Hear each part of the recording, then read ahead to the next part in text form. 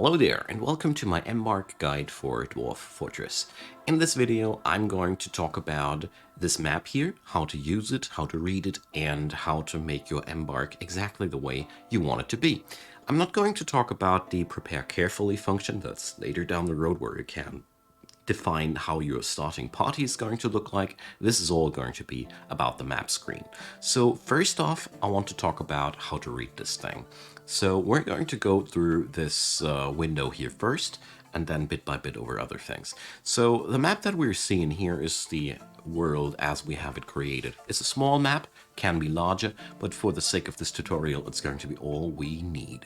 When we left click into the area, we zoom in, right click zooms out, can be dragged around with the middle mouse wheel, and basically we can select any site that's available here which is not taken by some other species. If so, they're marked like red here. So you can also see these sites on the map. They're looking like little cities and the like. And these black puddles are usually goblins, humans, and elves, and the like. So let's talk about what we see here on the map. All the different tiles that we see here represent different biomes. And when we check out the box here, the topmost line is the name of the current zone, the biome. So this is the ecto step of coloring. The temperate shrubland that we're hovering right now is called like that. And when you follow the mouse cursor, you see that the entirety of this temperate shrubland area here is called the ecto step of coloring. And when I change from there to here, I see that we're now talking about the risky hills. The second line is always the continent that we're on. Here, for this example, I think we only have pretty much one big continent and three highlands, and then we get the information about the biomes and whatnot. So as you see here, every biome has a distinct name: temperate conifer forest, rocky wasteland, broadleaf forest, and so on and so forth. Every one of these biomes has a certain amount of different things that it can spawn, like animals, plants, even minerals.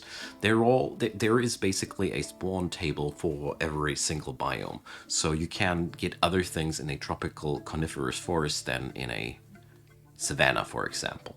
So the next lines there are pretty easy to understand. Temperature goes without saying. The warmer or warmth or the hotness or the coldness of your biome.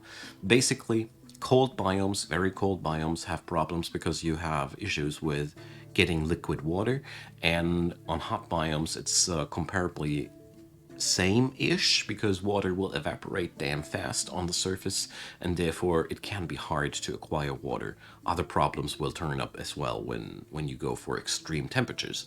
Then the next line, trees, pretty simple and self-explanatory. It's the amount of wood you have on the surface available. Next line there, other vegetation. Well, that's practically everything else that's growing there. The more of it is around, the easier it is to live off of forage to fill up your food and drink stockpiles. The last line, surroundings, is maybe the most complicated to explain. So the surroundings give you an indicator about how wild an area is and which alignment it has. Since we are living here in a fantasy world, we have good, evil, and neutral biomes.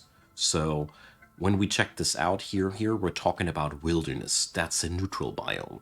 Basically, every environment that sounds like your everyday nature is neutral. When you check out on the map here areas like these, so here it's called mirthful, and you see there is this green thing here, and that's a good biome. Evil biomes, well, you see, they are quite brownish, ugly, and they go by names like sinister and the like. So for your understanding, there are different levels of problematics there. So the good biomes go from serene, that's the calm area; mirthful, neutral; joyous wilds, which is the wildest. In the neutral area we have calm, wilderness, and untamed wilds, and in the evil area we have sinister, haunted, and terrifying. So what do these scalings mean? Basically, the later it is down the list, the more fierce and wild the area is.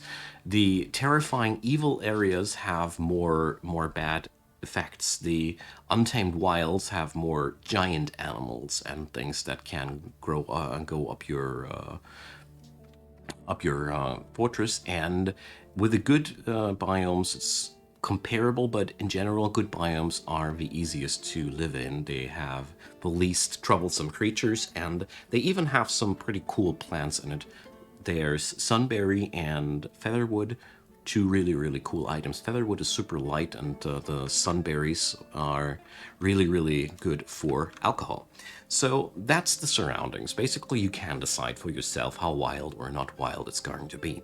So let's talk about what's going to be in here, because that's for my was pretty hard for me to understand first. So the lines here: shallow clay, shallow sand, very deep soil. So you get a readout of the existence of clay and sand if there, and how much soil there is. So these indicators, shallow, very deep, they give you a impression about how many layers there are. So shallow clay means there's only one layer containing clay, tops. Shallow sand, the same. Very deep soil, though, says that there will be several layers of soil you can work with. And it goes on like that everywhere. So if you have deep soil and shallow sand, you see, all these have different mixtures of these things. Generally, the higher you get in terms of mountains and such, the less soil you got, and the more you are down in the valleys, the better the soil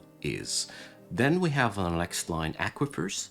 Aquifers are basically water that comes out of the walls and gets into your fortress if you don't handle it. They come as light and heavy aquifers. Light aquifers are really cool to handle, are a free source of water, and are actually quite useful, whereas heavy aquifers, they're just nightmares. You really don't want to work with them because they are really hard to handle. In the next line, we see what kind of metals are supposed to be found there, and it's important to note that these informations are about the biome you're in. So these informations that we read here are correct for the entire ectostep of coloring. So the distribution of clay, sand, soil, and metals, that's for the entire biome.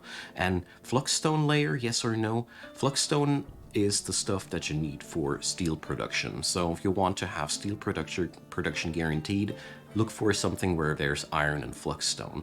So that's lastly brings us to the neighbors. You see here how far away the neighboring thingies are. You can also look at that on the map. One rule of thumb: never settle in the vicinity of towers. They tend to have necromancers, and necromancers suck. So, you know, just be sure that necromancers are far, far away from yourself. Everything else, it's up to you. I mean, of course, settle near necromancers if you want to have a challenge, but don't complain with me when your people get eaten. So now we have some understanding about how this map is supposed to work. We now can see what's where. The only thing that we cannot look for is coal. So if you want to have a certain mixture of things, you have this Find Embark location tool, which allows you to just give you a readout for everything you want to have. So you can really look for a location that has a certain mixture of metals. You can look for a certain level of savagery and a certain alignment here. So you can look for whatever you want to with that. So my personal favorite is to look for no heavy aquifers, fluxstone layer, yes, and iron. So if you check out for something like that, thing goes through the map, and you're left with all the positions that fulfill your specifications. You can do that with all matter of specifications that you want. It's pretty useful, and you get a proper readout of all the locations that you can settle at. So that's that. Now, let's talk about the Embark and what do we expect from an Embark and what's a good Embark. So first off, if you want to have the easy and wonderful life, you're looking for a place that has enough wood, you're looking for a place that has the metals that you want, for example, iron and flux. From that point on, it's up to you what you want. You want to look for a certain amount of soil, and sand and clay are always nice to have. What's really important is look for your neighbors. So, like I said, don't settle too close to towers. Everything else, well, it depends on your taste, but those towers, they can really ruin your day. And check out that you only have the aquifers that you want Try out light aquifers if you were usually avoiding aquifers. They are really not that bad. Free water can be super, super useful. So that's the things that you're looking for in ideal embark. Ideal embarks can be quite boring when you're turning more and more experienced. So you can look for your challenges yourself, and you should.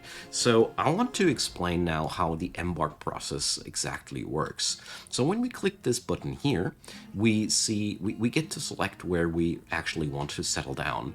So what's really important to note is that you can make these smaller or larger, and every one of these grids is 48 on 48 cells of your fortress. So basically, the larger you make this, the larger your playable map will be. If you have a really weak computer and you're suffering from FPS issues, you might also make your embark area smaller. Can really do quite a lot. So as one tip, generally, it's really, really good to try to have as many overlapping biome borders that are feasible. Because if I settle down here, for example, only here in the Risky Hills, I will have really only the minerals and things that are in the Risky Hills at my disposal. If I settle down here at the border of the Silvery Dunes in between, I get two biomes. I mean, in the middle of the map I will have some change, but I can also go even here where I have three biomes at once. What's also important to note and really cool to have for every one of your starter fortresses is a river as an easy source of water, but you can also use the aquifers and just skip the presence of a river altogether. But I thought, like, rivers are really cool when you're just starting out as an easy source of water. Now, when you have chosen your embark site and everything, it's really important that you then try to check out your origin civilization. So you can select which dwarven civilization you want to originate from, and sometimes you have the option to start with a civilization that has a population of 0. If you do that, you won't get any immigrants whatsoever. Basically, you will get 2 waves of immigrants because these are basically hard-coded, so you are somewhat above 20 dwarfs, and that's been it. End of the story. You have to go on by yourself. So check out your origin civilization, because that can really make a big difference. And if you want to have a special challenge, you can also check out those ruins that get generated in every map. So you can also reclaim fallen fortresses. These are most of the time quite challenging because they are monsters, but it's always a very fun thing to check them out, and just want to point on them though, so they get a little bit more love. So last but not least, I also want to show these elevation and cliffs tools. So when you're checking this out, it's basically very simple. The greener, the lower the altitude, and the grayer, yellowisher, the higher the altitude. And you have a cliffs display. And here you can see the steepness of the cliffs. So the redder this thing is, the steeper the cliffs on the tile are. Usually I don't really use these too much, because honestly a lot of these things you see, with those cliffs are not too much of a surprise, but it's pretty useful to note when you're looking for something in particular. So that pretty much sums up all the things that you need to do, need to know, I wanted to say, to work with that one. There's of course a lot more to discover in the details, so you can, for example, settle down on a volcano, settle down on a glacier, or whatever. You really got to try out all these things, because all those biomes are totally different.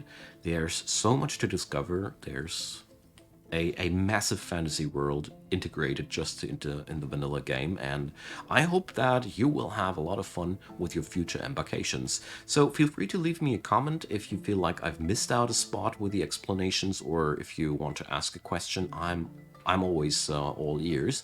Feel free to leave a thumbs up on that video, consider subscribing. I do daily content like this, and I'd be really happy to have you. And there is a playlist link down there leading to all the other tutorials I made for Dwarf Fortress. And at this point, I want to thank all the supporters of this channel. There's been a lot of things happening lately. It's amazing, and thanks again. Really thanks. Check out the links to Patreon, PayPal, and Buy Me a Coffee if you want to check out how to support the channel. And if not, well, you've been through the ad roll. I appreciate that. That really means more to me than you might think. And I hope you have a great day, and see you soon.